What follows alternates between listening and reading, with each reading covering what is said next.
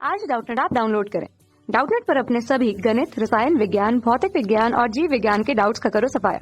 बस प्रश्न की फोटो खींचो, एक ही प्रश्न को क्रॉप करो और तुरंत वीडियो सोल्यूशन पाओ। अभी डाउनलोड करें। हेलो स्टूडेंट्स, प्रश्न है दिए गए कथनों को पढ़िए और सही विकल्प चुनिए। कथन 1 दिया गया है, नाइट्रोजन, पोटेशियम और मैग्नीशियम के न्यूनता लक्षण सर्वप्रथम जीर्ण पत्तियों में देखे जाते हैं। कथन 2 है, इन तत्वों को निहित रखने वाले जैव अणु पुरानी पत्तियों में इन तत्वों को नई पत्तियों में गतिमान होने हेतु उपलब्ध कराने के लिए विघटित होते हैं। तो हमें यहाँ 2 कथन दिए गए हैं, दोनों कथनों में देखना है कौन सा सही है, और अगर दोनों सही है तो कथन 2 जो है वो 1 की सही व्याख्या करता है या नहीं करता, ये हमें देखना है। कथन 1 जो है वो है, नाइट्रोजन, पोटेशियम और मैग्नीशियम के न्यूनता लक्षण सर्वप्रथम जीर्ण पत्तियों में देखे जाते हैं।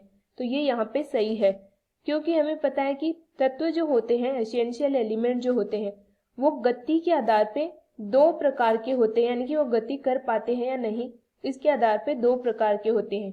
पहला जो प्रकार होता है वो होते हैं गतिमान तत्व। गतिमान तत्व जो होते हैं उनके उदाहरण होते हैं nitrogen, potassium, calcium, magnesium, chloride, ये तत्व होते हैं। इसके अलावा और भी कुछ तत्व होते हैं। दूसरे प्रकार के जो तत्व होते हैं वो होते हैं गतिहीन तत्व। गतिहीन तत्व जो होते हैं इनके कुछ उदाहरण है, जैसे कैल्शियम, सल्फर, आयरन, बोरोन, ये सब तत्व होते हैं गतिहीन तत्व।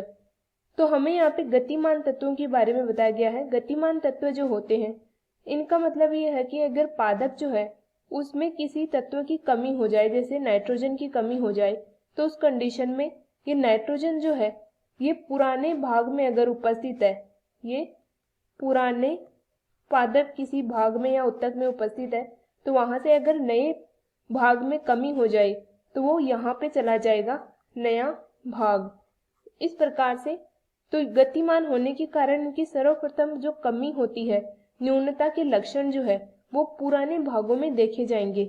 पुराने भाग में होंगे इनके न्यूनता के लक्षण होंगे, क्योंकि ये यहाँ से गति करके नए भाग में चला जाता है।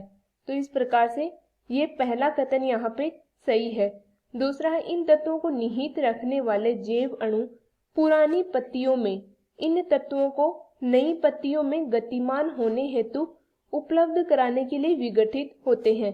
तो ये कथन सही है दूसरे नंबर का, और इसका सही स्पष्टीकरण भी करता है कि क्यों न्यूनता लक्षण जीर्ण पत्तियों में ही देखे जाते हैं पहले, क्योंकि जो पुरानी पत्तियों में अणु होते हैं, जैव अणु, वो नई पत्तियों में गतिमान होने हेतु उपलब्ध कराने के लिए विघटित हो जाते हैं, यानी कि उनका विघटन हो जाता है और विघटन होकर वो पहुंच जाते हैं नई पत्तियों में या फिर नए पादप भाग में वो पहुंच जाते हैं, जिसके कारण जीर्णता के लक्षण जीर्ण पत्तियों में सबसे पहले आते हैं, यानी कि न्यूनता लक्षण जीर्ण या फिर पुरानी पत्तियों में सबसे पहले देखे जाते हैं। तो हमें यहाँ पे पहला विकल्प दिया गया है, कथन 1 और 2 दोनों सही है, और कथन 2 1 की सही व्याख्या है, ये पहला विकल्प सही है यहाँ पे। दूसरा है, कथन 1 और 2 दोनों सही है, परंतु 2 1 की सही व्याख्या नहीं है, तो ये विकल्प गलत है। तीसरा है, कथन 1 सही 2 गलत, तो ये गलत है। चौथा है, दोनों ही गलत, तो ये भी नहीं होगा यहाँ पे। तो इस प्रकार से हमारा सही उत्तर आ जाएगा विकल्प नंबर 1। कक्षा 6 से 12वीं से लेकर नीट, IIT, JEE वो एडवांस के लेवल तक 1 करोड़ से ज्यादा छात्रों का भरोसा। आज ही डाउनलोड करें डाउटनेट ऐप या व्हाट्सएप करें अपने सारे डाउट्स 8400 400 400 पर।